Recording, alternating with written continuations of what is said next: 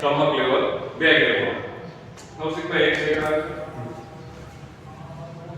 ધારો કે કોઈ પાછળથી આપણને પકડવા આવે તો પકડી લીધું હેન્ડ હાથ જકડીને બરાબર હાથ જકડીને કોઈ પકડી લે તો આપણે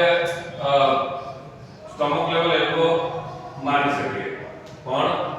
રાઉન્ડ ઓફ એલ્બો ની મારી શકીએ બરાબર પાછળ બરાબર ખાલી ઊભા જ રહો ધારો કે ખાલી હાથ આમ પકડી લે તો